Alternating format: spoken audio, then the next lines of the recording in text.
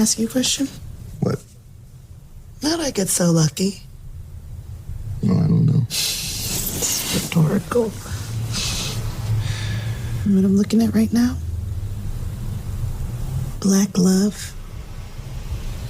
Supportive, strong, beautiful black love. That was a clip from the HBO show, not Black Love, the HBO show. I wish they had a show called Black Love. That was a clip from the HBO show Love Life in season 2. This show, by the way, is not a reviewing type show, but I do have commentary about the clip, so I can use it.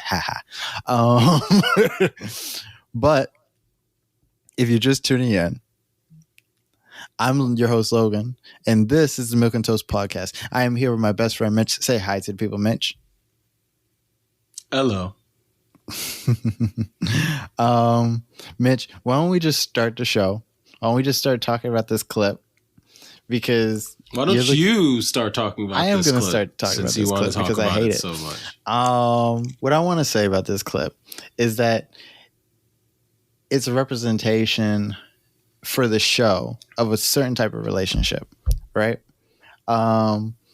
It comes from the show Love Life, like I said, in which the main character, the guy in the clip, William Jackson Harper, I think is the name of the actor or whatever. His character, basically, the show is following his love life and his love adventures until he meets this one woman who, is a playwright, and her plays have to do with, social issues and, things like that. And she's very in tune with Black empowerment and things like that. And so she's really focused on this idea of Black love and strong Black men and strong Black women. And that's part of her character within the show. Right. And then the show gets to a point where her character, definitely spoiler alert, for all of this shit. But her character, sits on the couch with him, and they have a whole conversation about how her play got rejected, and what are we gonna do? And it gets to this point where his character is really supportive of her, and then that's when she says, where you guys caught us when you came in just now. And what I've been thinking about for the last couple of weeks, and we haven't really gotten to get to, and this conversation that, Mitch seems to not want to have with me for some reason or another. I don't, because I think it's kind of annoying, but just. But what my thing is the myth of Black love. And I think Black love is a myth as far as not that two Black people can't fall in love, or two Black people can't love each other in a healthy and oftentimes beautiful way.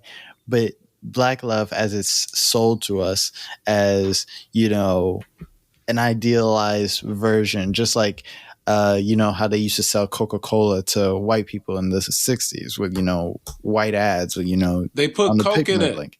They didn't try to sell it to him. They just put Coke in it and had them all addicted. What are you talking about? Talking about when they stopped doing that and they had to actually sell the shit, Mitch. Well, they had already had him addicted. He was going to buy it regardless. So what you say?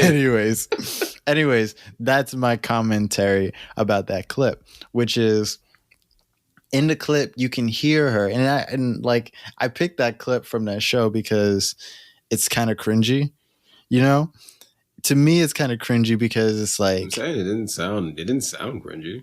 That's just how do she you felt. Like it? In terms of what she was feeling, and that being what she was genuinely feeling, yes.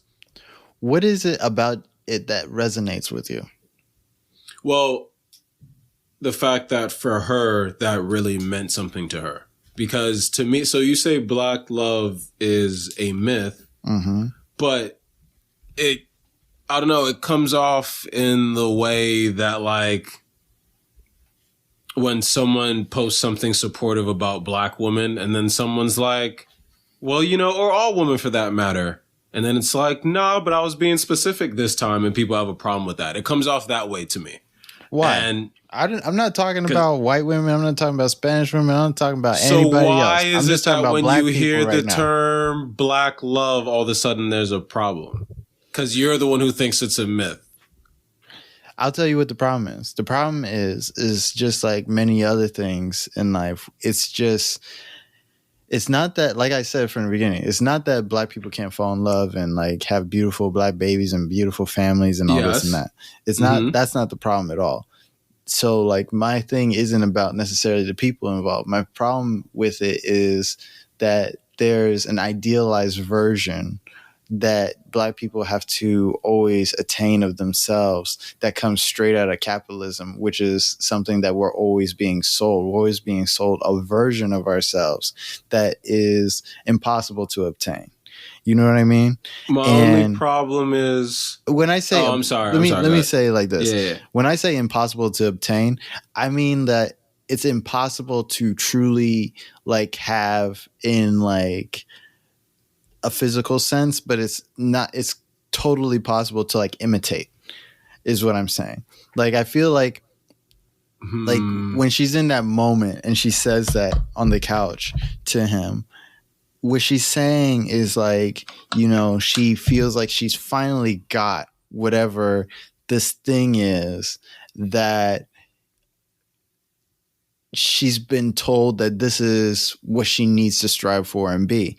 And so what I find a lot of time is like, especially like people when it comes to like activists and things like that, they get into this mode where they want to be this idealized person. They want to be this idealized version that is not based in reality, is not based in being real, and is not based in what is actually going on in reality. It's not based on that. It's based on what everybody says is the checklist of what you need to check off. You know what I mean? To have A, B, and C. And that's not love. That's like, well, you were talking about the activists in one sense. And then, so those are two different, either way, in terms of the activists, I disagree in terms of the ideal, because everybody has the right to shoot for what they want to shoot for in one capacity. Right. So I disagree off the bat. But in terms of the black love thing, it still comes off to me as the way I described, but you explaining it further, I understand why you have discontent. But so you're like, it's sold to us by capitalism. But to me, I have to disagree, because black love, and one, for us, it's almost a part of the American dream in some capacity for those of us who feel that way, which is why I'm going to say I don't have a problem when she says it like that. But so that doesn't stem from like capitalism. That stems from black people. The concept of black love wasn't something, maybe if we weren't calling it black. No, I am. If we weren't per se calling it black love, because we don't look as, well, I hope you don't look as white people as the default. Even though American history and what all of that means and what the Atlantic slave trade did to us as a people has some people sometimes thinking idiotically that white person is the default. And I'm not saying black is the default or Asian is the default, because the concept of default is problematic and, truth be told, racist in and of itself. Go back to when you were describing what black love is then. So, because I think what I usually do is like, I'll take a subject and I'll just go 100 miles an hour with it, and it has no fucking basis. Well, on this one, you kind of did that a little bit, but your discontent comes from a very understandable place. Right. But to me, you're like, we're being sold black love, and to be honest, to debate that is fair because we have Valentine's Day, right? So so that isn't even the problem for me. It's just the fact that it's like, but no, that's not where black love comes from. Remember, capitalism doesn't really invent anything new under the sun. It's like a whole bunch of stolen ideas. So they saw black people loving each other in their communities, the cornerstone of what created the black community in America, and then was like, we could sell that right and put it in the media and make you think that way. But for me, I can't ever, whether I, and mind you, and I was about to say something that was also incorrect, because I was about to be like, yeah, whether I love someone who isn't black, whether I love a black woman or not, when the fact is, even if I was loving somebody outside of my particular variant of the human race, that's still black love. If I'm genuinely loving them and if they genuinely support me in my blackness. Right. You I understand? agree with that too. Yes. So it's like, so when you say that, I'm like, nah, I can't let that rock. I can't let you say that, because then you're letting capitalism sell you black love when black love is within you already. You already experienced black love, but you're sitting here, and let me not say whining or complaining, because I see the point you make. Then what do you call black love then? Well, I thought I just explained that, but no, I mean, like, what do you? Oh, in terms of, well, bro, yeah, so like, how would you define it? So yeah, obviously, there's got to be some blackness going on any party, but for me, it's like loving someone through the struggle that is being black anywhere, and that's why it's global, whatever. Because when you love someone, when you're black people loving each other, you already know. When you choose to love someone that is black, or when you're black choosing to love someone that isn't for whatever reason, to me, the fact of the matter is, we know what it means to be black, whether that be socially, politically, you know what I mean? Mm-hmm. And especially living in America. And when that love, the love you have for each other, is persevering despite the circumstances, and when it's conscious enough to understand what's going on, I'm not talking about being like, you know, pretending like you're about the struggle, or not really as a black person actively understanding what's going on and doing your best to, you know, persevere through that adversity. I'm talking about actually in this, knowing what it means, knowing what it can mean at any point, and then choosing to be in love and love each other and persevering through that. Because to me, that's what black love is. You know what I mean? The fact is that us getting married, we fucking slaves, but still loving each other. You know what I mean? And that persevering throughout this continued adversity that has still not stopped. Yeah. I've always had a problem even with that, like, definition of black love, because my thing with it has always been, why does my love have to contain suffering for it to be love first? Well, you know? No, because that's not what it's about. It's not about the fact that your love has to contain that. First off, unfortunately, because it's about what if the fact I never had to persevere through anything? That's false. You're black. The fact that you're I living right now, understand what you're saying, but like, what if I was black and like even in the minds of like some black people that you like still know what the global paradigm is. Well, hold on, give me a second. Let me explain what I'm trying to say first. I'm saying, what if like there are black people in America right now, which I don't know how this stupid ass movement got started, but like the people who say ADOS. So like they're the type of people that say that ADOS? Like ADOS is the people that say that like Caribbean black people aren't like real black people or whatever, because they don't go through the same thing as like Americanized black people do, who have been born and raised in America their whole life, you know? So like if I had to take even their word for it, right? This idea that like, you know, okay, so like Caribbean people haven't either haven't struggled, or B, haven't struggled the way I think they should have struggled. Like to a mind like that, they would think that like a Caribbean person doesn't, you know, represent any type of struggle, right? So like, if I was to go that far, I'm saying like, if you could imagine a person that didn't have to do that, why is it that, you know, that they don't have love unless they've persevered through something? You know what I mean? Like the idea that white people can just like, or anybody else really, I don't really hear anybody else, like any other culture or race or ethnicity, like have to go through this, but like they can just have their love, and their love not be rooted in the pain that they're going through or the suffering that they're going through. You know what I mean? And I feel like that's part of the problem. What I'm trying to talk about is that like there's this idea that, you know, in order to be loved, in order to have love, a certain bit of like boxes and X's have to be checked first. You know what I'm saying? And these boxes always aren't picked by you. They're picked by somebody else who tells you and defines for you what your love should look like. You know what I mean? So then you get into this thing where it's like I understand what you're saying, and I feel what you're saying too. Mm-hmm. But like at the same time, I question what that feeling is and why I feel that way about it. Because I think about it, and I say to myself that, you know, why is that a key part of, you know, of my love, that my love has to go through, oh, I found somebody else. Like we're almost speaking in like apocalyptic terms, where it's like, oh, I have to find somebody else to trauma bond with in order to actually have a loving relationship. And that's not true, or have a safe relationship. And that's not true. But I understand why you feel that way, but that's still not what are you saying even the case. But so I'm going to say something real crazy right now. Sure. But ask me again in 1,000 years. And then I'll hopefully, and I was about to say probably, but I don't really know, but I'll hopefully have a different answer for you. Mm-hmm. But so it isn't necessarily saying it's about the trauma, because for two people falling in love, they're not falling in love due to traumatic experience, you would hope at least.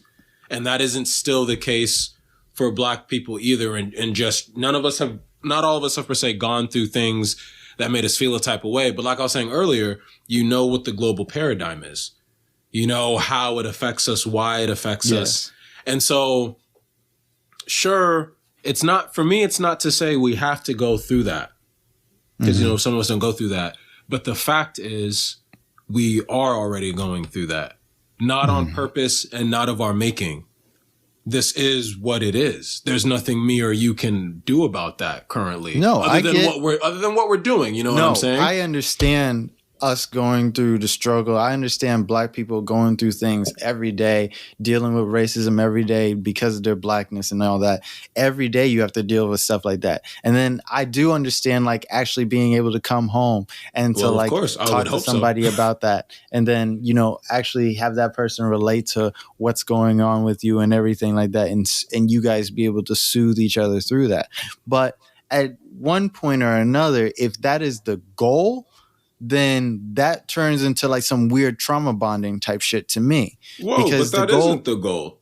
Well, that's what it sounds like a lot of the time for a lot of people. No, that's what it sounds like to me. Well, for me, that's what it sounds like to you. No, to me too. It sounds like I get that. And I hope on a personal level, because for me, all I can do is speak to what the truth is for me. And when I hear you, I'm like, no, that isn't really it. But I get why you feel that way. But I hope you're able to work through that. Because it's like, that's not, one of the other reasons I bring this up is because when we talk about Black love and we talk about things like that, one thing I noticed, and I even tried to do like a little bit of research on it and see what other people had to say about it. But one thing I do notice is the people who end up getting the short end of the stick most of the time when it comes to talking about Black love and all that is Black women.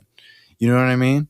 So the people who end up really writing for the idea of Black love harder than anybody else are usually the people who end up getting screwed by it, just like any other type of thing that anybody tries to sell you. You know what I mean? So like, because you're the person that's most invested. You're the one that puts most of your money into it. You're the one that puts most of your time and energy into it. And so when it screws us all, it ends up screwing you harder because you invested more in it. Let's say you have a Black woman who's like in a Fortune 500 company, right? I was going to get to the rest, and I was going to ask, who do you think's being sold? Yes, that's what I'm saying. Like, and then like she sees another brother there, and like he's also working there, but then like. And like she actually wants to like pursue something with him, or he's from a different company. Let me say it like that. And like she wants to pursue something with him or whatever. Like, or she doesn't, you know, she's still being sold the image that, you know, to maintain like this Black love thing or like to maintain whatever, that she should be invested in finding somebody like him. She should be invested in doing something like that, when at the same time, a lot of the time, nobody's telling him that. You know what I mean? and nobody's pushing this idea. Now, look, wait, before you continue, wait, just one quick little interjection before you continue on that path. I have to completely disagree and say that he's entirely being told that nigga just don't care. That's how I personally feel. We could That's say, how I personally feel you about feel it. like I understand where your feeling comes from that. But and you can go ahead and continue. What I mean by nobody's telling him that is that nobody holds him accountable for that, is what I'm trying to say. No, I also still disagree. It's just who is holding him accountable for it? The rest of the community, Logan. But keep in mind, to what level do you hold people accountable, and how do you punish them for not choosing the person you want them to love? What I'm supposed to put in, you know what I mean? Punishes black women a lot more harshly for dating outside of their race than it punishes black men. And in terms of socially, yeah, Logan, I agree with you. But that's also, once again, the only reason I did say it's a different problem, because in the way that we already treat women and how we socially treat them, men tend to be the ones in control. And it's like, that's why I'm like, it's on the problem of the men who have issues loving themselves, one, and respecting black women, regardless of whether you want to love them or not, properly respecting them. That's the only reason I was like, that's like a separate issue.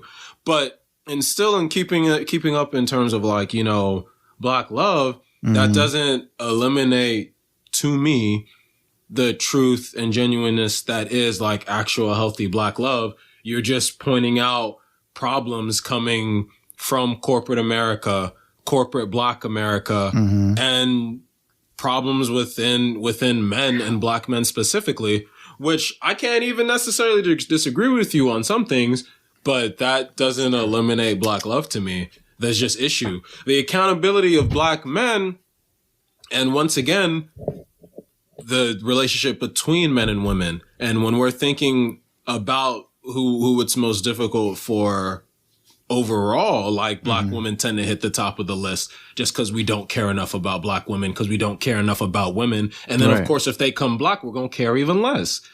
You know what I mean? But, okay, if that's what I'm saying, though. Like, if I fucking care about black women. If you take all those factors, right, and you put them all together, and then you put them into, like, real-world practice, and if everybody's black isn't being serviced by them, and everybody isn't, like, holding everybody accountable to that, then how can this be a real thing? So one thing there, another thing. So in terms again, so now once again, when you bring up black love, it's all a corporate idea to be sold. And to me, I don't know. I don't say it like that. I don't. Well, that's I'm what not I saying said you're saying it like that, Yeah. but when you describe it and just like the way you're feeling about it, like when you describe what you're currently describing to me and the issues you're having, to me, I'm getting this like this really, you know, toxic idea stemming from obvious problems. And me, I'm just talking about like, you know, the heartfelt genuine truth between those people having that actual genuine experience. That you can't take away, you can't sell that. But what you're describing, oh yeah, go ahead. Well, Mitch, that's what I was saying though, is that I'm not down in anybody's relationship. But you are when you say that. When you say black love is a myth. How I just described it in so many ways, and you're not going to pretend like you didn't hear me just now. I think you take me literally when I'm talking about like... No, Logan, I'm not. It's not that I'm taking you literally. It's the fact that you actually think that on some level because of what you're experiencing and probably hurting with, because you don't want that to be... What do you mean? Well, maybe not hurting to the highest degree. I hope not, at least. It's just an assumption, honestly. I don't actually know. It's just that it obviously bothers you. You're like, yo, why are people trying to sell us this? And I'm like, yeah, you go ahead. Sorry. Yeah. And I'm like, nah, that to me, the fact is that isn't the case at all. You're talking about obvious issues and problems our community is just having. Which, of course, what was wrong with that? Those conversations. I didn't say anything was wrong with that. It's just that when you say black love is a myth and you say that, you know, out loud and callously, and I understand that's just who you are. That's where you're coming from. To me, all I'm hearing when I hear that, I'm just like, oh man, like that's actually what corporate America would, in my mind, would want you to say. Why? Why? I think they would want me to say the opposite so that they can keep selling us the same shit and sell us the same shorts and selling us the same. They're not Facebook supposed to be posts and the selling same. you anything, bro. They Love are is selling. love That's re- what corporate love America is love does. They sell regardless. people shit. That's all Which they that, do. That it's statement money. is true. That statement is true, but keep in mind that love is love regardless. And You can as still I've sell people explained love. to you, Anything can be sold. That's the if problem. you choose to buy in, if you're not genuine, if you really wasn't down to begin with. See, that's my issue with it. Is that Well, explain. You don't have to be ingenuine to buy into something. And that's really what I was describing when I bring up, the dating situation for Black women, is that these people aren't buying into it because they're corrupt. They're buying into it because they're trying to do the right thing for themselves. And just like if you were buying soap, you want to buy the best soap for your hands. You don't want to buy some shit that's going to burn your hands off or not actually get you clean. So you buy the shit that you watch on the commercial. It says, oh, look at how the scrubbing bubbles rinse your toilet out. You bought the shit because it was sold to you as this shit works. Right? And so that's my issue with it, is that people are being told a certain image that they have to obtain. And that if they don't obtain, it means this, and this negative shit about you. It means this, and that about your inability to move forward the community or whatever. And then when I was playing the clip, it's like the idealized things that people pick to and the clip is really a really light touch about somebody that goes through it and really buys into it. The convo's and then not about the clip. Huh? the convo in total isn't about the clip per se. I mean, it is. It kind of is. It but is, it's but it isn't. But it because isn't. You know what I'm saying? What I was shown through the clip is there's a type of person, the person, even the character that I described, before, after I show you guys the clip, is that this is the type of person that'd be prime for that sell, for this pitch. You know what I mean? She's already looking for this. And later on in the show, spoiler alert, but later on in the show, he does end up letting her down. You know what I mean? And then letting her down, I can believe it, obviously. For I believe they kind of do her a little dirty, but also letting her down in a way that kind of he was never going to live up to this idealized version of what she put in her head of how she was supposed to have her relationship. And that's so many people in general, not just with, Black love, but all types of love that were sold, all types of forms of love that were sold. Logan, yeah. Of idealized relationships. I get that, but it's it's you say that and it's okay, it sounds at some point someone was being toxic or someone was going through problems, but that's on those people. Because I get where you're coming from. Well, so I don't mean to be insensitive. I don't mean to be callous or harsh. Okay. You know what I mean? It's just that you're describing that, and it's of course people look to ideals. We've always looked to ideals, and people are going to work towards what they want to work towards. If things don't work out perfectly the way someone wants, I don't know exactly where the errors are, but okay, then I guess it wasn't meant to be. Do I all of a sudden put the burden?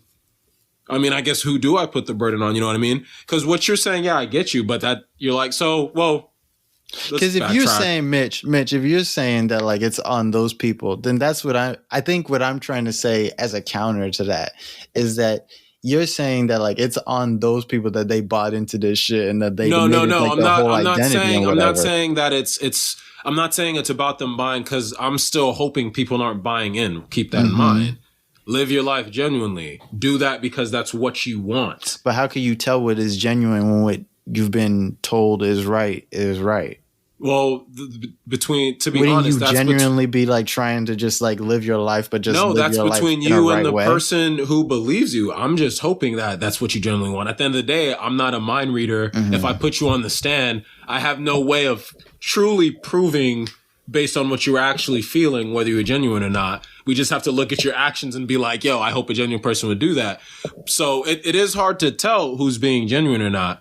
But nonetheless, the hope is, live your life the way you want to live. We can't keep going back and forth on whether the person wanted this or not in one sense, unfortunately. Otherwise, Right. we would end up just being here forever. You know what I'm saying? Yeah. But the point is, it's like, so in that same frame of mind, it's like we want to say, oh, this person bought into that.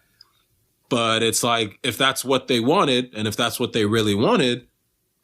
My issue isn't with the people who buy into it. My issue is with the people who are selling it, to be honest. Well, I mean, yeah, but the problem is that people are still buying into it. The people selling it, well, like I said, I mean, we've always had a problem with corporate America, even still corporate Black America. You know what I'm saying? It's like, but why can't we say that? Because the title is Black Love. Now see, that's the thing. No one ever said that you couldn't say that. But isn't it very clever that you get to sell something, but I can't call it out because you named it something? No one said you couldn't call it out, but you said Black love is a myth. It and you is, attack more when you attack more than just corporate America when you say that. No, I'm not. And then I try to be very clear about when you explain it, you're not. When you say it like that. So if you wanted to sell me, yeah, you wanted to sell me that, I think I'm gonna need a better pitch line. No, I mean you should listen. I did. Okay, you listened, but see, this is what my thing is like you get what you got out of it, right? And like whoever listens to the opposite, they get what they get out of it, right? But like just like you're saying, how you interpret it is like on you, and how you want to live after that is on you, and that's true. But if you don't ever hear something different, then how are you ever supposed to actually have a choice? Don't you? Okay. But but that's how I actually feel. No, I genuinely actually feel that. I hear you. The problem is maybe unfortunately it is kind of like a pick and choose, because you have to, since you want to go to that level, on some level you also still have to be considerate of whoever your audience is going to be, since we're talking about sales and whatever. Mm-hmm. So it's like, it's not to say you can't say certain things, but I guess some topics are maybe a little bit more sensitive than others, or maybe certain people are more sensitive than others. I don't actually know. Don't run me fucking numbers right now. But it's like, you still got to be considerate of what it is you're saying. Because like I was saying, you say something like that. Mm-hmm. And obviously, I'm not a super sensitive person. Right. So obviously, I want to hear you out in the first place. But it's like, when you say a statement like that, and keep in mind, there's a lot of blanket there. There is a lot of blanket there when you say that statement. I don't think so. No, I don't Sadly, think so. It's in this moment, it isn't about just what you think. Because I don't think there's a lot of blanket there, because Black love isn't a blanket. See, this when is you say okay. love. Let me. No. Listen. Yeah. Okay. This is exactly what I'm talking about, though. Is that the fact that you could be so bought into something that you would get offended by somebody saying that this thing is a myth. This thing is fake. This thing isn't real. And because you bought into it so hard, now you're offended by it. Because listen, if I say Black love is a myth and you're in a happy, thriving Black relationship, what the fuck are you upset about? That has no effect on like how happy you are. It has no effect on like the beautiful children you made or didn't make. It doesn't have any effect on like whatever pastry or bakery that you bought together. That's actually really dishonest. No, wait, hold on. No, it's not. I mean, continue, but it is. No, what I'm saying is me saying that Black love is a myth doesn't like destroy your joint bank accounts. It doesn't like no, for real. Like it doesn't. Yeah, I hear you, bro. It doesn't like kill your relationship if your relationship is really based on what you believe your relationship is on. But if you believe your relationship is just based off of this fucking idea of like, oh well, we're a strong Black couple and she's a strong Black woman and I'm a strong Black man, not the and that's point. all your relationship is based off of, I would see why you would be upset about it. But that's also why I'm talking to you about it. You are the person I am talking to. Because if that's how you feel about it. No, yes. That isn't how they feel about it. It's still insulting, even in the fact that you're bringing it up in that way. Because the fact is, and you saying it like that, you know, it's just like, it's not per se a nice thing to say. I mean, it's not a nice thing to say in truth. But you know you're wanting to gauge a reaction. No one's necessarily going to get up in arms. It's just like, why is that the way you went about saying it? I think because of the fact that you'll listen to it from one way, and you should think about why you would only listen to it in that way. That's why I would say it that way. Is that why is it that you get a reaction when I say, this thing is probably fake and you're probably getting sold a bill of goods that has nothing to do with your actual relationship? But if I say that, the other thing is, I don't like to do this weird thing where like people want to beat around the mulberry bush and be on like Morning Joe or whatever and like take up 40 minutes of people's time, not actually saying what the fuck it was I was trying to say. No, that's also dishonest, because we had a conversation entirely about that subject regarding Dave Chappelle, and you know what I'm saying? And that same exact frame of thought. No. So hear me out, because I understand why it was supposedly different, but you want to talk about not beating around mulberry bushes, which brings up the conversation of the fact is you want to be considerate of other people and how they feel on specific things, specific subjects, or about themselves, period. Right. So it was not okay for him to do that, but all of a sudden you do that in basically the name almost what he was exact doing. same way. Name what he was doing, because we know what I'm doing right now. So name what he was doing that wasn't okay. Well, I didn't personally have a problem entirely. What was Dave doing, Mitch, that wasn't okay? If you're gonna compare me and say it's not okay for Dave to do something, no, then I it's already okay did for me compare to you do because that. it's exactly the same thing. That's what I'm saying. Be fair and like name what so Dave in was terms actually of what doing we were that we saying said with was his that he shouldn't have comedy, been doing. but it's also comedy, and we like to Well, work that what way. was But in he terms doing of the comedy, that we said he shouldn't be doing, man? we thought he was being a little bit more inconsiderate than he should be in terms of how he's talking about these to the trans community. Okay, so that's what I wanted you to say, because you're like exactly, beating but around the still bush. Just say that. That's what I'm saying. I wasn't beating around the bush. I was being considerate, and that's what I'm saying. Of everyone.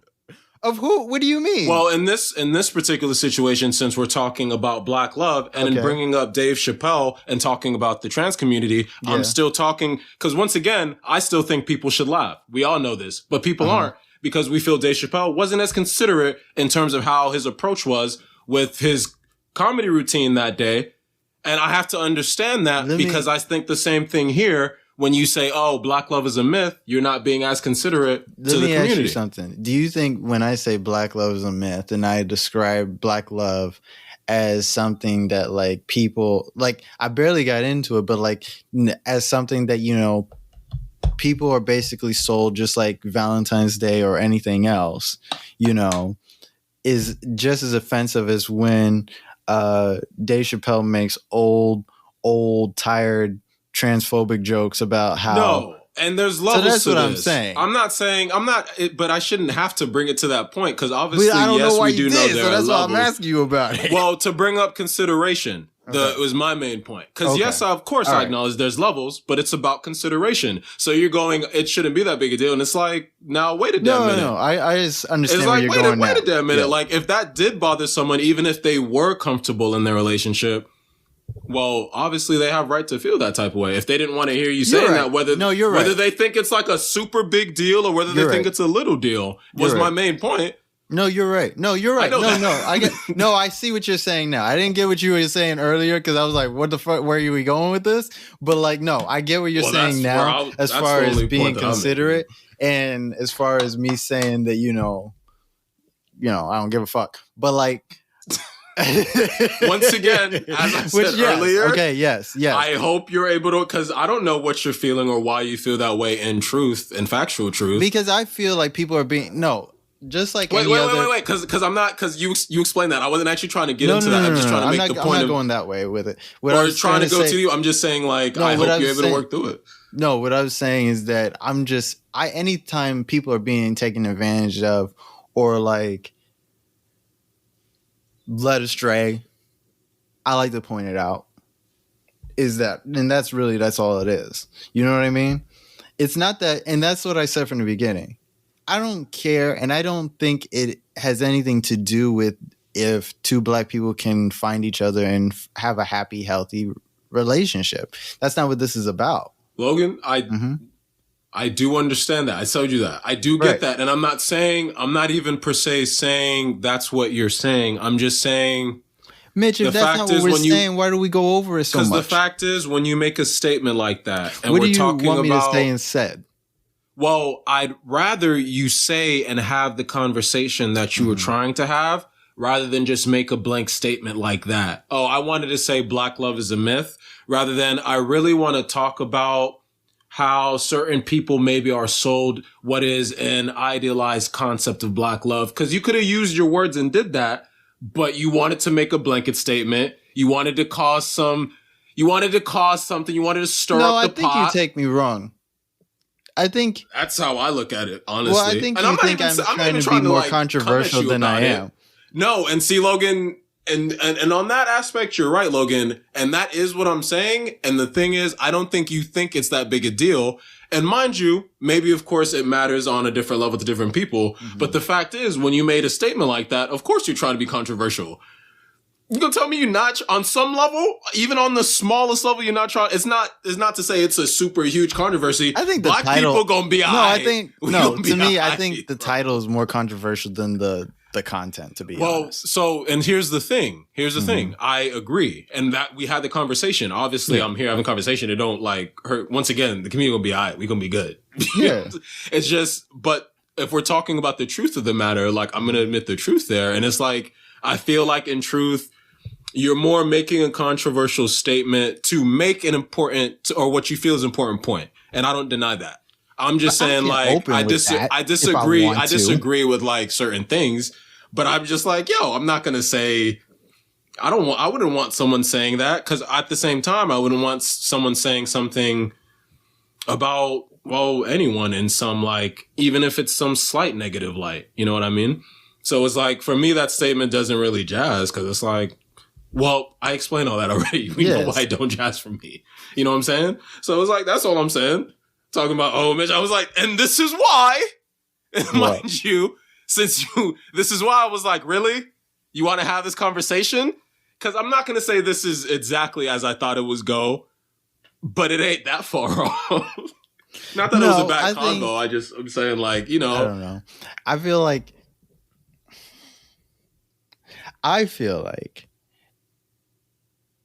we have a problem talking about things, and I don't mean like in the sense of like cancel culture or whatever, because some people go too far. Sadly, Logan, in one sense, and I don't think you realize that either. Sadly, even though you don't mean to, when you bring up the conversation, especially like in a public forum, almost now by proxy, due to the way things have gone, you actually do. It almost can't be helped. So you're like, I don't want to get into cancel culture, but unfortunately, by proxy, we kind of have to talk about it regardless because we're talking about why we feel we should say certain things or we can't say certain things. And that's almost the root of cancel culture in the first place. My problem with the cancel culture thing is like people is be like actually like trying to like cancel them and depending on No, it's not even that. My problem with cancel culture would be like people will be like, I'm white and I like saying the N-word and I don't understand why people don't want to talk to me after that. And it's just like I can't do that.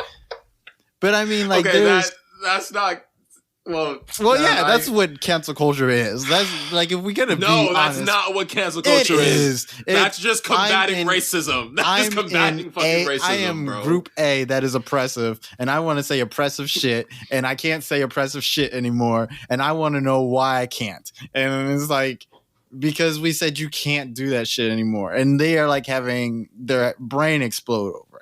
You know what I mean? It's like used to be 2 days. It'd be like back in the day, you could hang two such and such for 3 nickels, and then nobody would say a thing. It's like, yeah, Fred, nobody would say a thing. That was the problem. You know what I mean? And now, like, because you lose your job because you called somebody the N-word, like people want to be like, oh, cancel culture. Like, That is the real problem. But once again, still, that's kind of why you have to have the conversation. That's why it gets brought up. What I'm saying is that, yes, I understand that, you know, there is, I guess, at least a little bit shock value, I guess, is saying that, like, black love is a myth or black love is whatever you want to call it.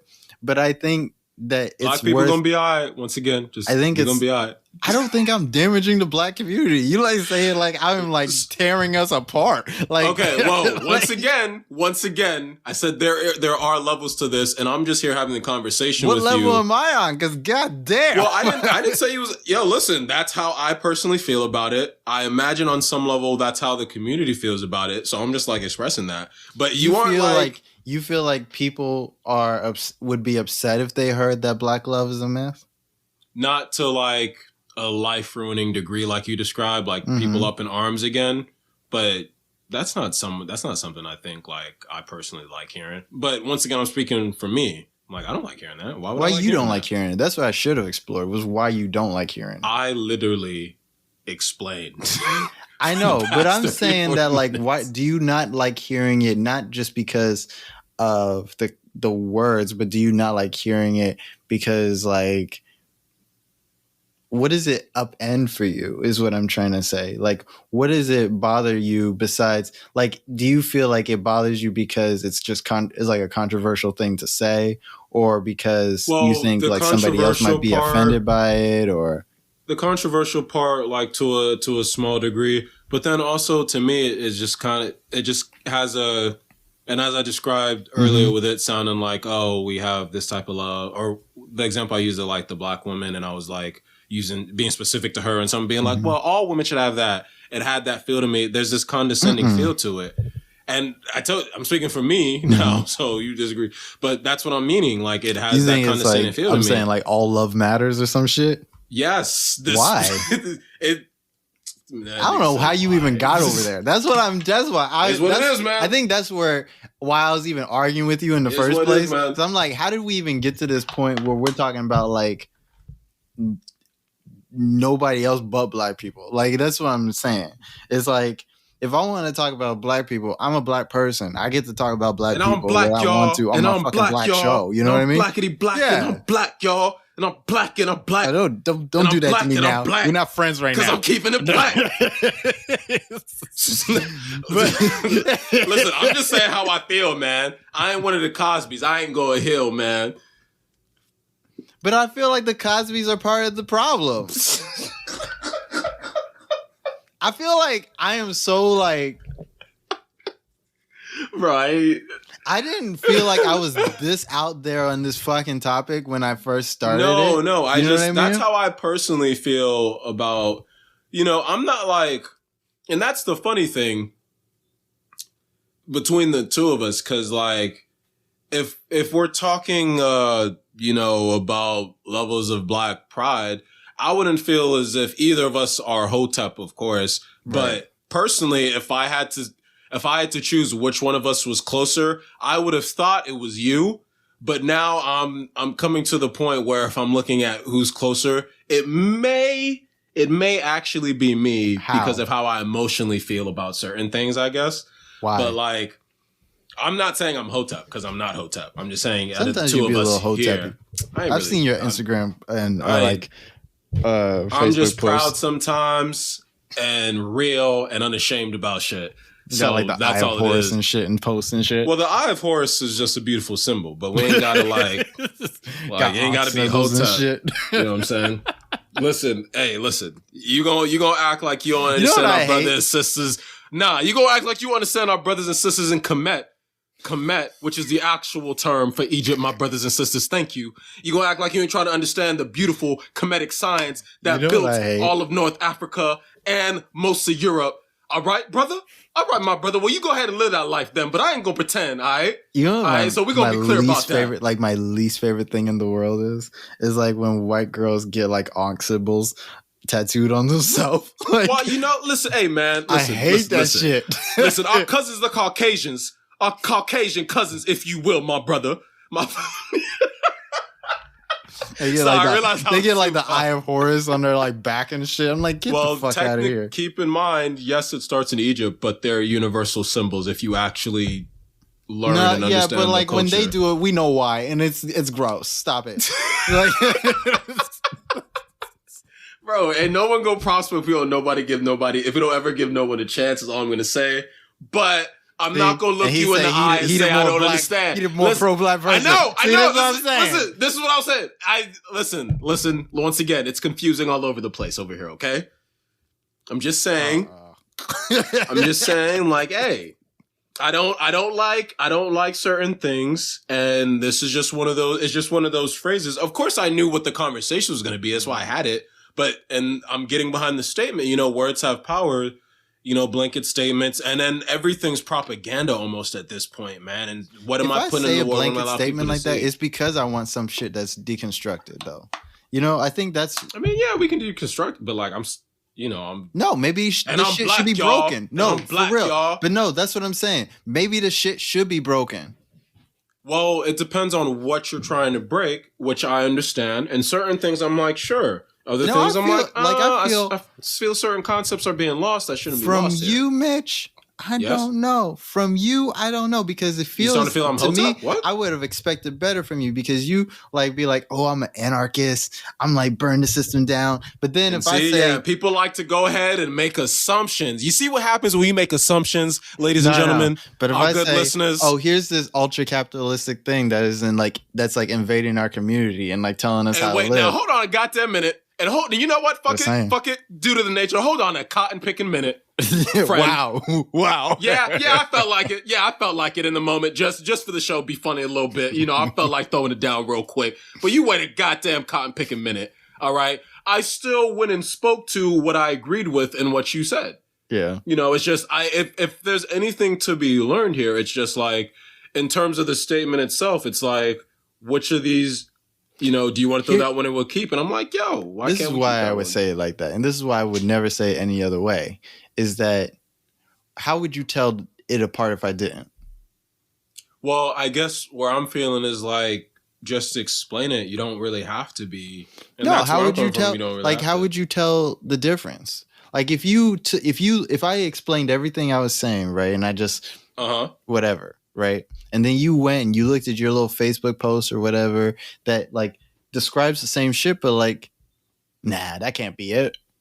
Like, Logan, because it makes you feel good. Like when you read the post it's supposed to.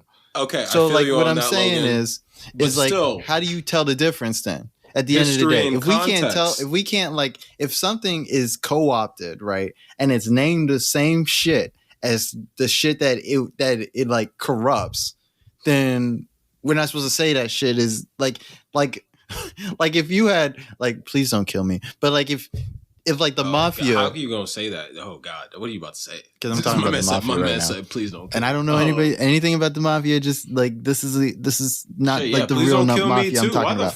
How the fuck like man? If like the mafia takes over a city, right? Are we not supposed to call that city New York anymore? Like we're not supposed to say like. But that city New York is infested with crime anymore. Now hold on 1 second, actually. But that city is still, in fact, New York, right? Right. Okay. But what am I supposed to say? Because I don't like how we're talking about the difference between these two. We're supposed to be like, oh, I don't like how you're talking about New York, my guy. And it's like, but we want to clean up the streets and shit. We want to make sure that, kids aren't being sold crack on the streets anymore. It's like, yeah, but can you say it in a way that doesn't, you're not using the word New York? And it's like, what the fuck? It's happening here. Don't you even do that, that's what bro. I'm don't saying. You do that. It's the same don't shit. Don't even do it's that. Like I'm trying to talk about a real problem that's happening within a real subject and a real thing. But then because people don't like that, they don't like hearing that the shit that they like is corrupt, then we can't talk about it. No one said that. It is what is being said. No one said that. All right. They argued the points that you brought up with your controversial blanket statement. No one said you couldn't make the statement. You still made the statement, and then we spoke about it. We did, but I got called a lot of innuendo and names in the middle of it. I got called. No one called you. I got called Uncle Tom. Got called Cracker Lover. I got called a lot of shit. We got to move on to the next subject because Logan decided to get real sensitive all of a sudden, y'all. And I'm done right now. My man decided to get all super sensitive because man's had to spit the truth right quick. Had to spit the truth right quick. No, I stand on my I'm black, soapbox. y'all, and I'm black, No, y'all. I stand on my soapbox. I always stand there. But you give us a take it or break you because leave Logan it. needs You take some it or time, leave yo. it. No, you come back to me in a couple of years after you done looked around. I told you and 1,000. Remember? You thought I was playing, but I told you come back to me in 1,000. Remember? You thought I was playing, but now maybe it makes a little bit more sense. But no. Listen, I get you, Mitch. You say what you're trying to say like that. Like if you got to say that, come back to me in the future and I got to revisit this shit. I'm trying to tell you this right now so you don't get caught up where you need to wait 50 years. You could listen to me now or you could be with Mitch in 50 years. What do you want to do? I don't know. Me in 50 years might not be as bad. I can't say right now it'll Make be your good due to decisions how now. life is. Make your decisions but, I mean, now. I'm cool peoples. Shape and I'm your always hold it real. Shape your Hold you future down, now. keep it real. You know what I'm Stop saying? buying shit. I couldn't even say what I was really trying to say about that subject, to be honest. That's crazy. I'm sorry. I'll say it next week, though. I'll just fucking keep doing it until we get to the wherever problem. you feel you got to get to. The root of the problem. What you want to talk about, champ? No, capitalism is always at the root of the problem. Not always, but been doing a hell of a job. But in this subject, it was. Been doing a hell of a for some reason, we had to talk about why I can't say certain things. So that's you said certain things already. Yeah. I just discussed how they made me feel, how they may potentially make other people feel.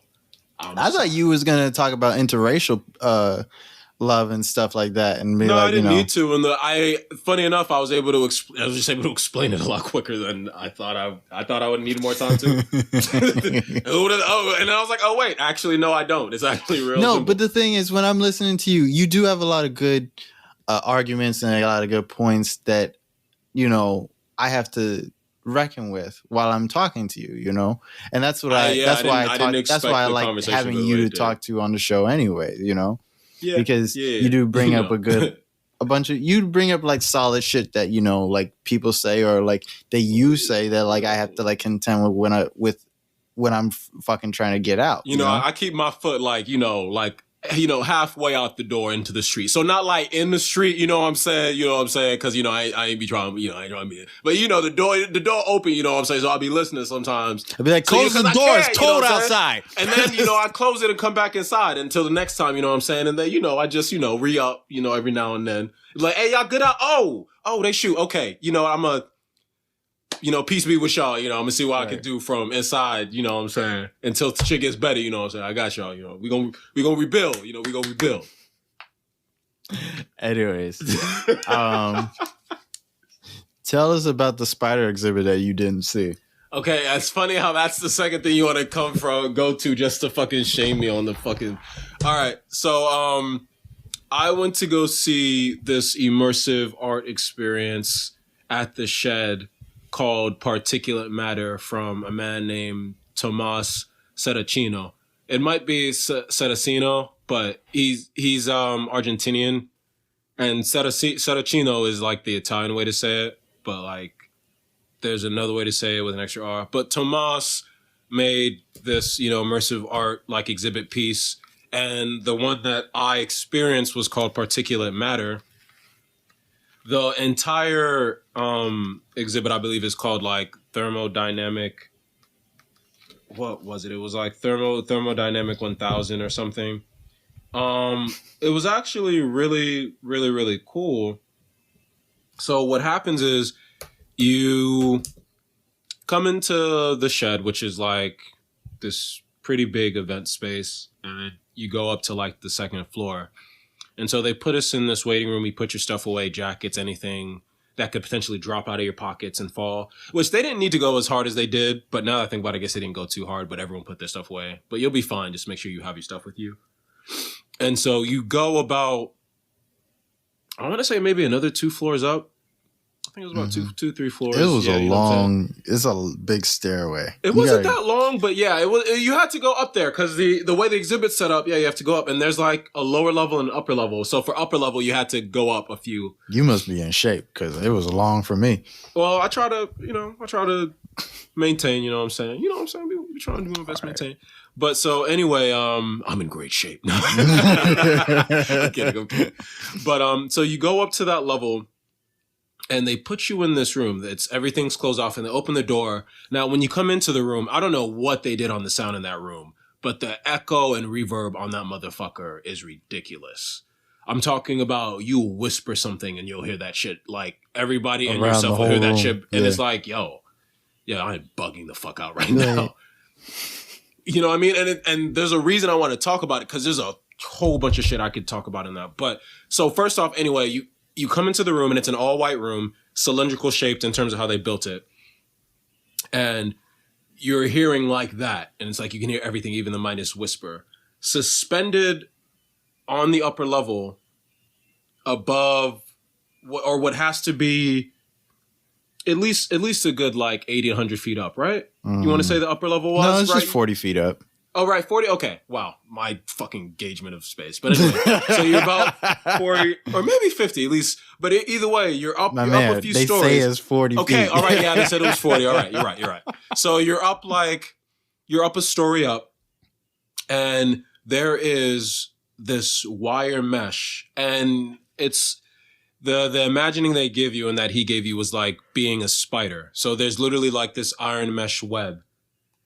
And it's like springy. And so you're walking across the surface and you're like stepping in, and like bounces. They tell you don't jump on it. And it's a good thing they told my wild ass that, because I would, as soon as would have been jumping all over this bitch. But they're like, no, don't jump. You know, you don't want to ruin the experience for anybody else who's experiencing, you know. You don't want to send 20 people falling 40 to their feet. deaths. To Exactly. their You know what I'm deaths. saying? You don't want to be that guy. You don't want to be that. Mind you, some of them will live. So then those people are going to hold a grudge and be mad as fuck and be like, this crazy dumbass motherfucker. But, so you're on the suspended wire mesh and you're just walking about this space, and they let like 15 to 20 people in at a time. And you're walking around, chilling in this fully white space with this light. And you're like in an episode of like the Twilight Zone or some shit like that. Basically. And you're walking around for a little bit, hearing the sound, hearing the voice of yourself and the people around you. And then like they tell you to like find a spot and just lie down. And what happens for the rest of the exhibit for another like 20 minutes, I'd have to say, is like the light goes out and it gets really dark. And then they're just playing a whole bunch of ambient noise and you're just hearing a whole bunch of sounds in the background, which to me is what I thought he was going for. Cause you know, the exhibit's called particulate matter and then thermodynamic, all of this and that is like, yo, here are ambient sounds of you sitting in a dark and quiet universe. And you're just suspended on this web. Cause when you think about gravity, especially now that we're talking about like gravity waves and the effect of massive objects upon, you know, gravity itself, it could almost be described like a web. So here you are suspended on this web, just floating in darkness, hearing the ambient sounds around you before light finally returns again. You know what I'm saying? Mm-hmm. Did you even think of that when you went, or was you just like trying to figure your way out through everything? Because Logan went too, by the way. Don't let me just sit here and explain this all to you. He trying to, like, you know, I don't do that. You know, guys are just. I like listening to you describe shit. Thanks. Yeah. Sometimes it's compelling. Yeah, thanks. Appreciate that. Fuck you, but thanks. Appreciate it. No, when I went, I didn't know where I was going because I told Sarah not to tell me where we were going. Facts. And same, which is why I liked it even more. Yeah. So like, then I get into this giant room. I'm like, oh my God, we're joining a cult. Like, it's like that's valid. Because it was like valid. Pure white. I'm like, what is this? And then I like get in, like they said, like step in, and then like you're stepping onto this giant thing, and you're like, oh my God, this is like a spider web, you know? Mm-hmm. And then like as soon as I figured that part out, I was like, oh, this is like about spiders and shit, you know? Like I knew that much, right? And then like you said, wow, now I'm echoing. I got my fucking microphone again. That's all right. No, like, you know, listen, guys. This podcast, sometimes you're just gonna have to listen to shit like this. But like, no, I mean it's janky. Carry on, please carry on. I did my best, guys, when I bought all this shit. I really did. But no, like it's echoey because like I think what you're supposed to get out of it is that like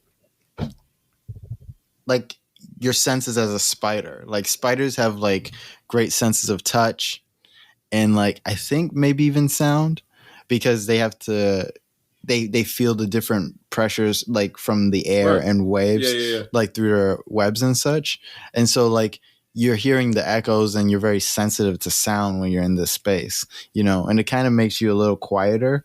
But if you like just snap your fingers, like it echoes around the whole room. Like Bro, which was really, really cool. it was like wild. And like I kept snapping my fingers and Sarah's like, stop. Yeah, I was in there too. And people started copying me. I'd just be like, whoa, and I just started snapping. Yeah, like I was like, and then like snapping. other people started, like that was crazy to me. Like you would snap and then like somebody else would snap back, which is kind of like almost like this weird pseudo communication that happens between people all of a sudden, like while you're all doing like this weird social experiment type thing. Bro, you know what I mean? Which is what it is on one level too, regardless. Right. It is still also a social experiment. Anyways, later on, like what happens is they turn the whole room dark, right?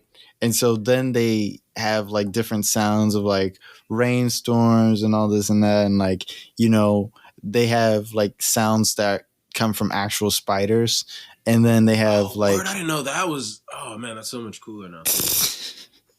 This is I love talking about this particular subject with Mitch, because Mitch went to this thing, didn't know what he was getting into, and then I'll keep telling this story because it gets even funnier. Well, I left earlier than I was supposed to. Yes, I didn't mean to. I didn't. Way earlier.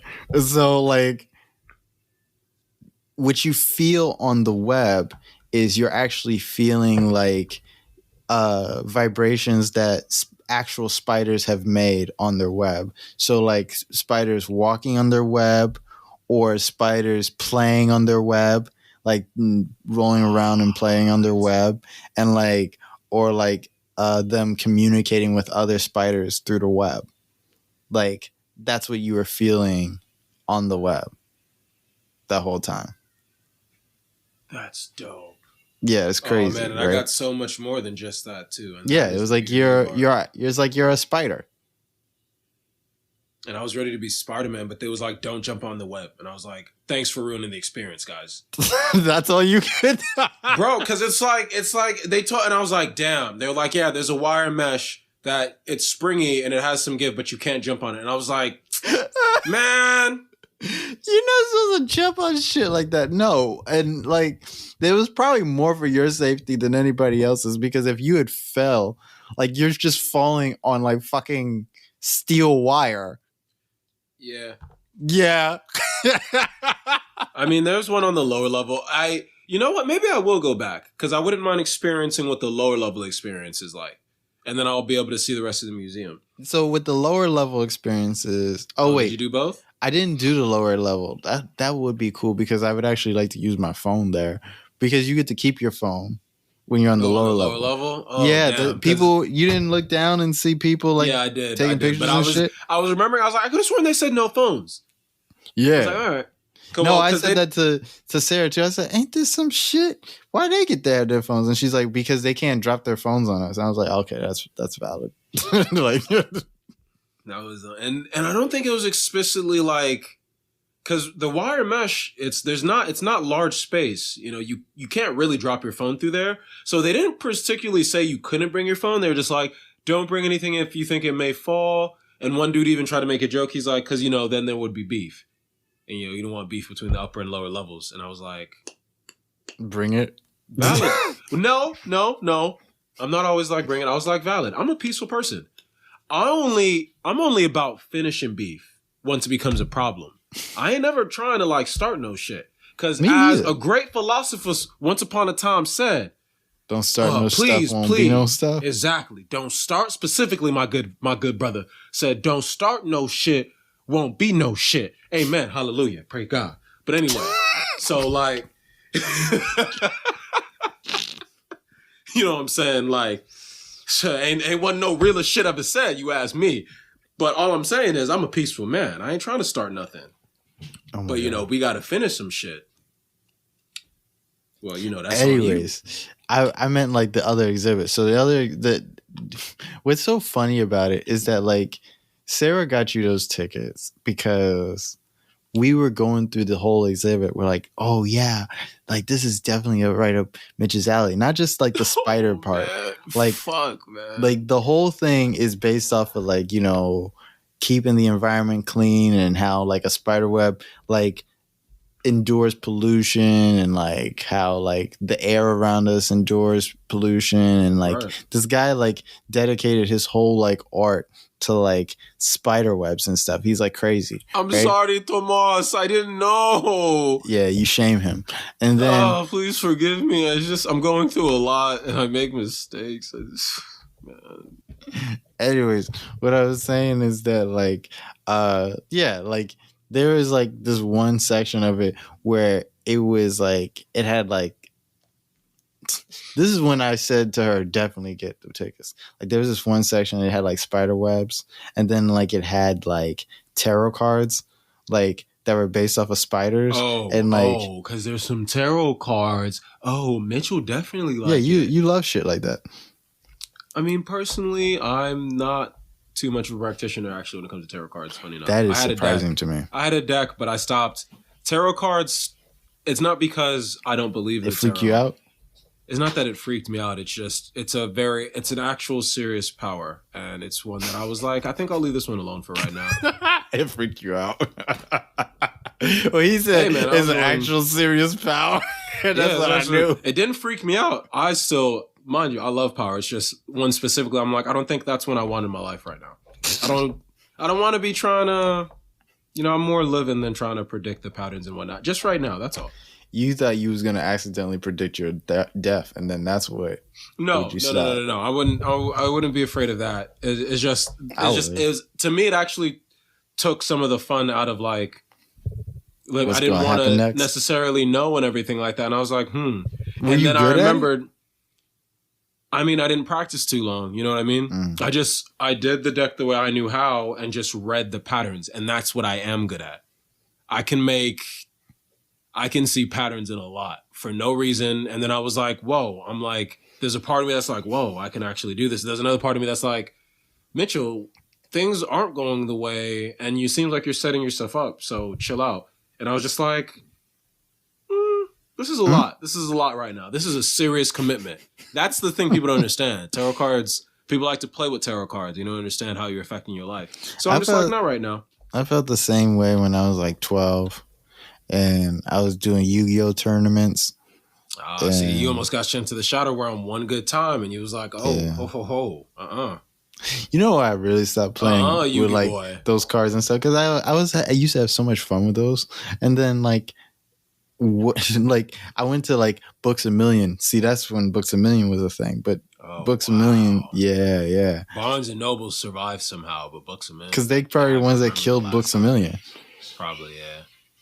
Hold on. Same bookstore, by the way. In truth, they really are. Books A Million, Barnes and Noble. They're the same thing. Same idea, at least. But Barnes and Noble's got a little bit more history, I think. I don't know what you're saying, Mitch. I wasn't talking to you. I was talking to the people. You're talking to the people? Yeah, just about Barnes & Noble and Books A Million. Oh, okay. But no. No, like... I was playing Yu-Gi-Oh! At like the Books A Million because like they would have tournaments and I was like, oh yeah, I want to go to a tournament. I want to like actually play and shit, And so like they would line us up to like pair us off into like wherever our like groups were going to be. And then the guy who was there, he said he's the duel master. And he said, call me duel master. Right? This guy's like 35. And we're all 12. Was he a duel master? What do you mean?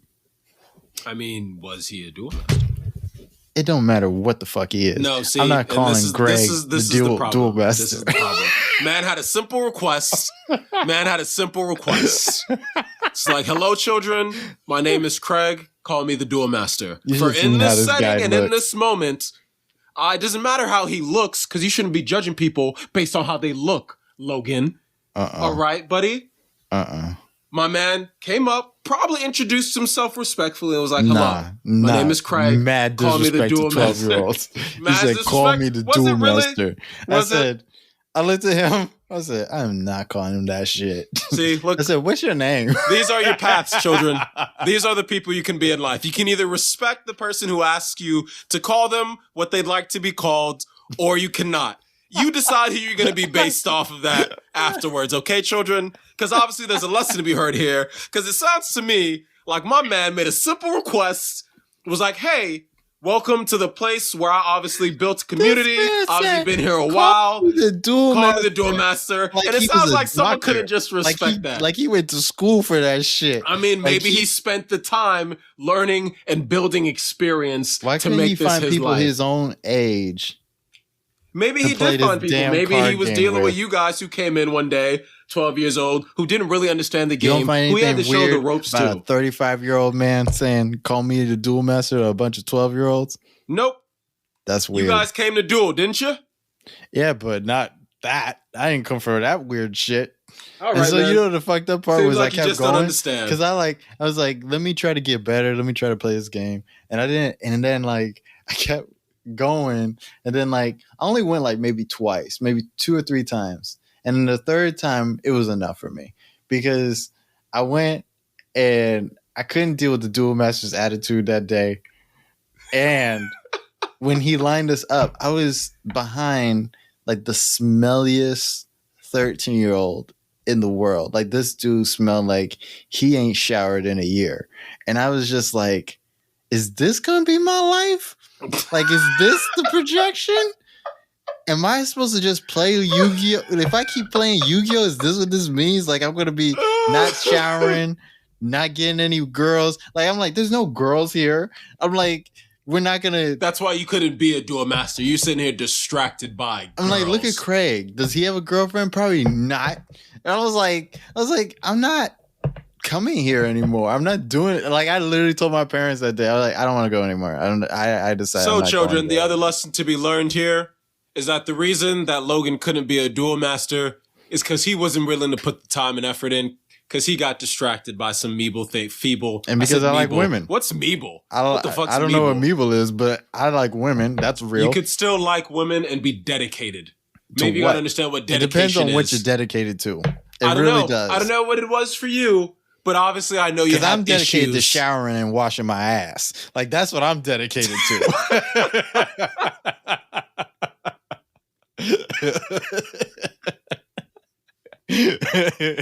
Let's start there. All right. You know what? I'll extend an olive branch. Okay, we'll start there. We'll start at dedication.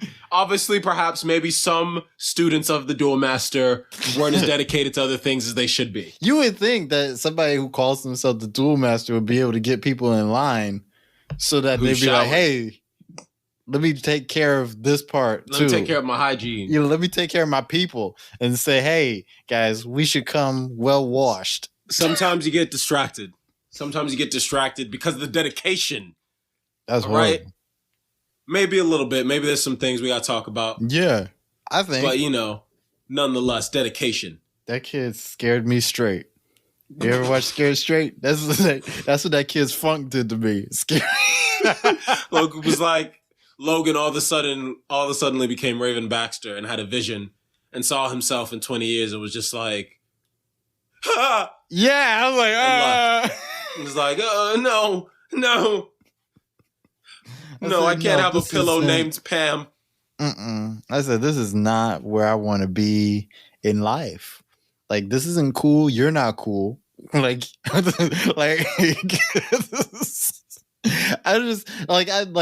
looking back on it, I was like, thank you, 12-year-old me. Cause I'm almost 30 now. Like, I'm just like, if that was my life, like, what if I was just the duel master now? Like, I work my. Well, you may potentially still being a virgin, which isn't necessarily the case. You know what I'm saying? You could have definitely still met women, maybe met more women you like, depending. Yeah, like my mom and my aunt and like my grandma. No, yeah, those are women. I meant, other women, maybe duelists if you're lucky. But So maybe you would have still been a virgin. He was not, because all he was. Maybe your hygiene would have been horrible. He could have went to a game shop and like. Maybe your social skills would be deplorable. And like talk to dudes his age, and like even like people his age. But maybe he spoke to those people there just at different times. What if he was like doing community service? that would make it worse. Like you sitting here complaining about him, but he's like, he put you behind that kid, was like, oh God. Yeah. The fuck? Well, yeah, Logan, you're gonna take this today, always disrespecting me with your condescending look whenever I tell you to call me a duel master. That's what I am, Logan. I don't like being here any more than you. Stand behind this kid. Suck it. Sucks to suck. Fucking brat. I'm like, shut up, Brad, before I call your parole officer. Oh, damn, bro. Although at the same time, well, it made me feel sad. At the same time, it made me happy. Because, oh no, at the same time, it makes me sad because you brought up parole officer and I made him black. Why? That's fucked up. Because, yeah, Logan, look at what I'm the one that's anti-black. Okay. Yo, Damn. This was a weird night in terms of like, in terms, what do you call it? What is it? Identity politics? Yeah, this was a weird one in terms of identity politics, bro. But yeah, and I had to admit that out loud. Yeah, you brought up pro and I made him black, which was like, woo, inclusion for black people in terms of nerd subjects and stuff where we belong. And then it was like, oh wait, but I made dude black because of parole. But he was sitting there. You know what was worse? Like, this is what also made me upset with him, is that like he actually dueled me. Like he actually played a round of Yu-Gi-Oh, but his deck was all fucking decked out. And then so you never won. Okay, it's poor you. Damn. Listen. Not only did he destroy me in the game, right? He acted like he really did some shit. Like he was like, one of those. Yes, that's what I'm trying to tell you about this man. All right, I'm sorry for not being considerate. And he was like cocky about his victory. Like I'm like, what are you talking about? Like, what are you talking about, Wheeler? Yes. You're a fourth-rate duelist with a fourth-rate deck. The fact you even made it onto my fucking duelist blimp is ridiculous enough as it is. In the middle of Books A Million. Like, what the fuck? Get the hell off my field. So it sounds to me like he was in the perfectly right place. I don't know. It's like you keep trying to point out problems, and it sounds to me like he was exactly where he was supposed to be. I know. He was. Like, I'm sorry. That's the thing. I had to learn at a very early age that some places aren't for you. Like some places aren't for you. You need to leave so you can grow. Like so you can go and do better shit with your life. That was a very early lesson for me. That man. Oh man. So glad they tore down that Books A Million. Damn, bro. Damn, bro. How you gonna take away people's happiness like that? And in some cases, means of income. Nah.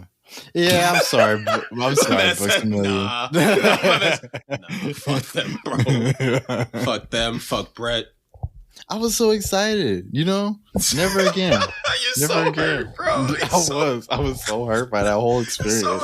That was garbage. I couldn't believe that man. Like he was like 35 and he was like real happy that he beat me in a card game. Mind you, Brett's probably only like 22 or 23. You know what I'm saying? But you know, probably. His acne's probably horrible. You know, Backney's probably horrible. You know, hygiene wasn't atrocious, but he could have probably been a little bit better. I remember how he looked and everything. I'm like, pathetic. That's just garbage. Oh, man. No, that's what he was calling you when you dueled the Logan boy. Yeah, for real. I'm like, I'm 10. What the fuck? He's like, there's no excuses in duel monsters. What the fuck? Get good. Now get out of my sight. He thought he was really in the show. Like he thought it was real. Like he thought that shit was. If we're talking, if we're let's see, come alive on him. You said you was 10. If we're talking about close to 20 years ago now, sounds to me he was doing exactly what he was supposed to be doing. Sounds to me like, you know, if you remember Yu-Gi-Oh, listen, people like to front on Yu-Gi-Oh, but if you're an anime fan, you're not gonna front like the first 2 or 3 seasons of those had you locked. Like Yu-Gi-Oh had the streets for a minute, bro. So sounds to me he was trying to send you to the Shadow Realm, and for real. That sounds like that sounds norm for him at the time, is all I'm saying in his You know what the defense. fucked up part is? It's like he was like there with all those kids, right? But it never like occurred to him to try to give me tips or like help me out. Oh, damn, that's mean. He just destroyed me in the game and like walked that's off. how you learn. And like acting like, you know, That's like, how you learn. goddamn. Oh, good times. Good times. It's like when you play Red Blue for the first time and you have to make it through that final road, right? And it's like you're just getting your ass whooped and you have to learn the hard way. Whereas in games now, you get to the end and they'll revive your Pokemon and shit. They're like, yeah, man, let's have a fair battle. It's like, what? What? That ain't how the fucking streets work, you little punk bitch. I would have respected him a lot more if he had called me that. He's like, and I won, punk bitch. Like, you know, like, nah, bro. I'd have been traumatized, but I've been like, damn, I am a punk bro, bitch. still, Like, it's still Doomon. It's still Yu-Gi-Oh, bro. You can't be cursing at Yu-Gi-Oh. What's wrong with you, bro? It ain't the Japanese version. Goddamn. Bro, Bro, come on now, man. We ain't that real, bro. What you mean? Relax. Calm down. Take what you had. Either way, he was in the right place at the right time. You was in the wrong place at the wrong time. Is what it is. You learned a lesson. That's all that matters. Move on. Keep moving. You're a fourth-rate duelist with a fourth-rate deck. Hey, man, deal with it. Is what it is sometimes. his insecurity is a good segue into what I was going to tell you about was why we hate insecure people. Oh, you still wanted to talk? Okay. Yeah, why not? Okay. No, I was just thinking the other day because like I was just thinking about like insecurity in itself and like when you're like insecure, like when you feel like uneasy when you're in a certain place, it's just like that feeling grabs you. But then like at the same time, I'm like, why does nobody help you? Like nobody helps you at that feeling. Like people always make your insecurity worse than what you were feeling before. Well, when they're assholes, your real friends and family who actually care about you, usually they'll play on it and joke with you, but they'll usually give you some reassurance after. But yeah, that is a good point. And I'm not going to say it stems from like a high school environment, but you notice that a lot in general. And it's like, no, people do make you squirm. And to me, honestly, it's because, there is still that competitive environment in terms of like just living. Mm-hmm. And on some level, if you're insecure with yourself, people don't have to deal with you. I don't know, because it's a hard one to describe, but like people really are like that. You feel insecure about something and people make you feel worse. And it's oftentimes the people you love most usually are the people who saw you in your moment of insecurity. And on some level, no matter how small or how big, it could be the littlest thing or the biggest thing, closer to them. But like on some level, it helps you work through that insecurity. And those are the people you usually respect and trust the most. Usually. I feel like I have a theory that like your insecurity makes other people feel uneasy.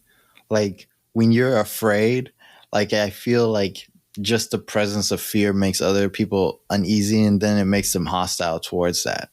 Well, I agree with one thing you said in terms of the feeling making people feel uneasy. Absolutely. Because if someone is afraid, someone else is going to be like, yo, what's going on with them and trip out. I absolutely agree with that. I don't know if I'd say that's what makes people hostile. Because like insecurity isn't necessarily the same thing as having like full-blown fear. Being insecure about something isn't necessarily saying I am afraid. Being insecure is in dealing with something or some aspects of yourself going for whatever reason, I'm not comfortable here. You're not necessarily going, I'm scared and I need to panic. You're like squeamish. You're like, shit, like I'm not solid here. Isn't that kind of like a type of fear? I mean, maybe, but when you say that, they're just not the same thing. When because someone you goes, are still having afraid. that reaction. But the reaction isn't. And you don't feel like you're going to be okay in that moment. But the reaction, and I guess one level was fear, because the reaction isn't like a, what's the response? It's not a flight or fight response. Mm-hmm. Sometimes it goes into that, and security can lead into that. Yeah. But usually it's just like, I'm uncomfortable here. I can't get this right, and oftentimes it's embarrassing. You know what I mean? So you could talk about that fear of, I'm embarrassed, but like, I don't know if I'd call it like straight up fear, but people's reaction to it, it's like you said, fear makes people uneasy.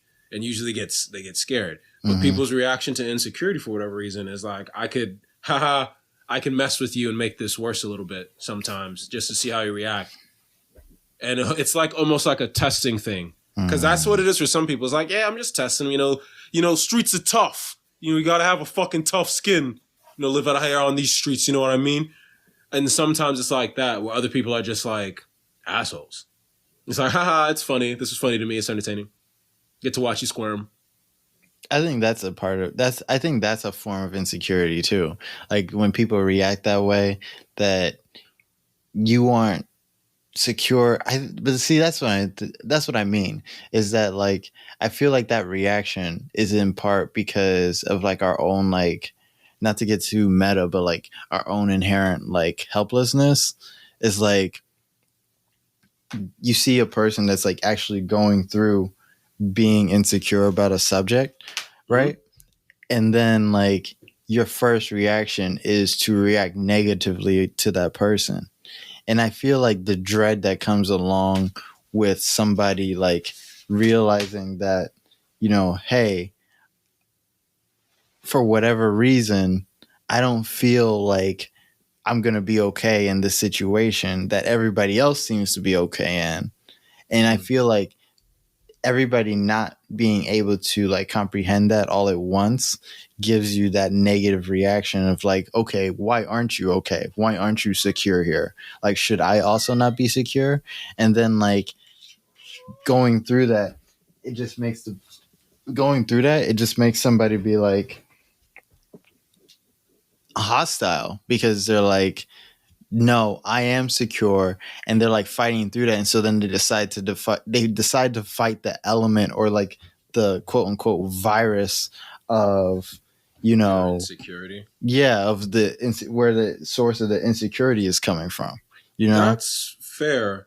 And so we kind of have to delve into the psychology of it, and I don't have enough research in that. There are some things I could say to it, but to me, at least, Right.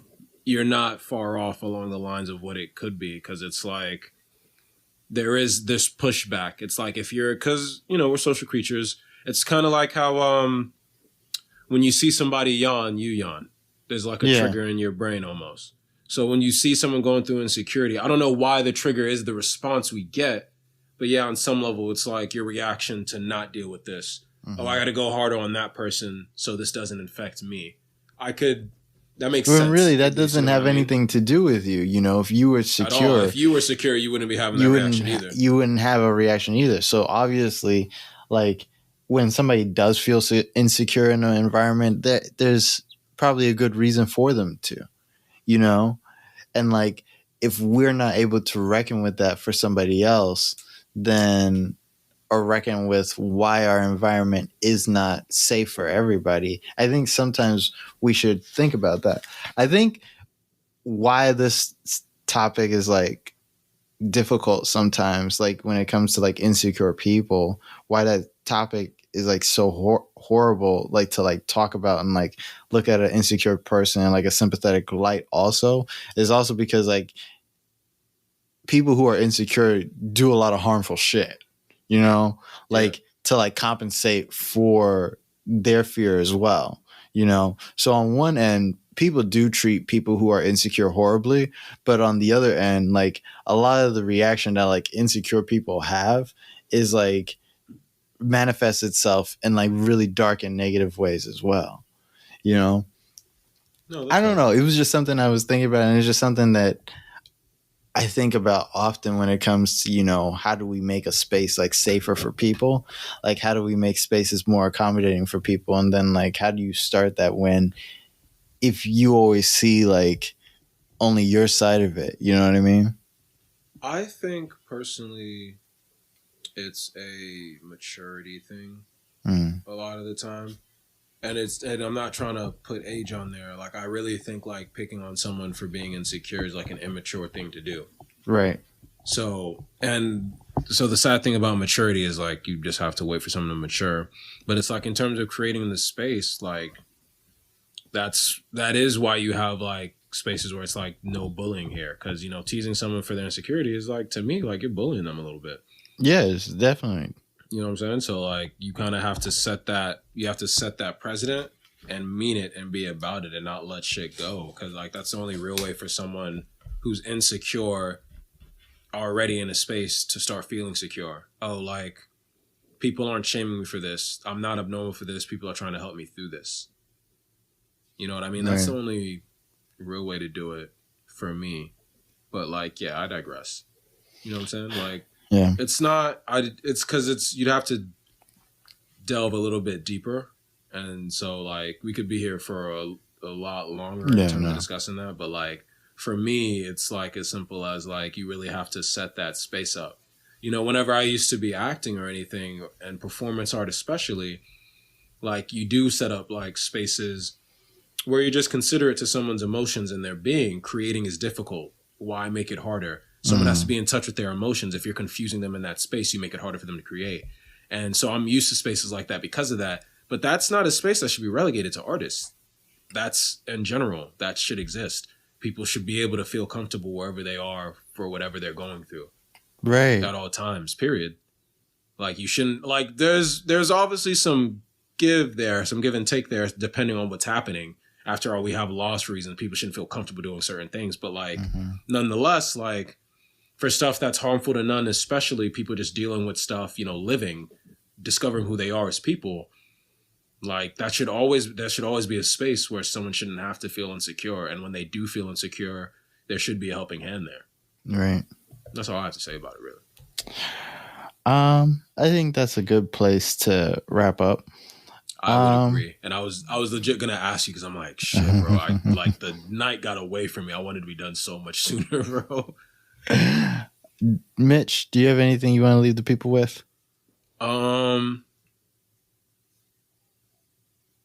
Shout out to Black Love. I still love you, Black Love. Oh, yeah, I did that just to yeah, that was once again, to leave off on the note we just left, like I firmly believe that with all my heart. Like whenever you're dealing with insecurity or dealing with someone with insecurity, be considerate to yourself. You know what I mean? We should be developing spaces like that where people can grow positively. You know, I know a lot of people like to be like, oh, the world isn't like that. Well, we shouldn't be trying to create a world like that. You know what I mean? And in talking more about consideration, as we spoke about like earlier, you know, be considerate. And also go see Tomas Saraceno's immersive art exhibit at the Shed. It's in the Hudson Yards in Manhattan. If you can see it, it's actually a really cool experience. If you can get tickets, yeah, definitely. And if you can get tickets, because they've been selling. And I understand it's a really cool exhibit. Otherwise, peace, love, and blessings, y'all. All right. If you're a 30-year-old man and you're running a Yu-Gi-Oh group, I just hope that you are being the type of leader that we need for our youth. Duel. Anyways, and listen, I know we had a long conversation about Black love today, but I'll always love my Black people, and I always want the best for us. And I think that, you know, maybe Mitch is right. Maybe saying certain things a certain way can cause something to get lost in translation. However, I don't always feel that way. I feel like I'm always going to be straight with everybody, and I'm always going to be on the up and up. And if anybody have a question to ask me, they can just ask me. You know, if anybody have something they want to say, they can always tell me. And I'm always going to be me, and I'm always going to tell you exactly what it is I think and what it is that I'm trying to say, you know. And I think that's the best we can get out of anybody, really. I wanted to say, as always, for this month, happy Women's History Month. We haven't really gotten. We got too caught up in some things, but for the last couple of weeks, we haven't really been able to do any real spotlights, which is kind of like crazy and sad. But then, you know, I don't know. I don't even know what to say about that, to be honest. But it's like, you know, we have like a world war that's like going on in the background, and like the pandemic's still not over, and like I don't know. It's just been a crazy month, and like it's been crazy in my personal life. It's been crazy in Mitch's personal life. There's been a lot of shit that's been going on, and it's just not like it was in February. So we haven't forgotten to do it. It's just that, you know, it's just life has been really crazy for like everybody. I think everybody's just going through the same shit too. Yeah. Also, I did have a comment about International Women's Day, though, is that we just passed it and we even made a post about it on Facebook. But International Women's Day was actually International Working Women's Day. So when it started, it was for working women, and it was like a socialist. It was started as a socialist movement to like get better working rights for women. Basically. And that turned into a movement for like women across the world. So that's what I kind of mean when I'm talking about like certain things and certain events or whatever, like ideological things that we come across on our day to day that, you know, sound more or less positive, but without any type of real analysis of what it is we're talking about, we end up supporting something that is the sanitized version of it, or just the version that makes you buy more chocolate or buy whatever else somebody is selling. And I think I never want to be on that side. And more importantly, I think that people should be aware of what it is they're buying if people have something to sell, you know, and what it is you're buying into and what it is you're putting into your life, basically, not just like into your body or your soul or whatever, but just in your life. Like, what do you incorporate in your life and how you start living based off of an ideal, you know? And it's good that we think about these things and we think about these things in a critical way so that we don't fall victim into something that ends up, you know, it does end up ruining people's lives, and it does end up changing the way people live just because somebody wanted to make $1 off of you. I don't think that's right. Anyways, I don't have much else to say. Look out for our live show that's coming up sometime next week. We haven't set a certain date, but we'll let you know probably sometime after the show drops. I don't have anything else. Say bye to the people, Mitch. Goodbye. I was like done, and I was like, shit, I can't. Okay, well, goodbye. This is very nice. This has been episode 42 of the Milk and Toast podcast. I've been your host, Logan, and we're out. Bye. Bye. Damn, Logan.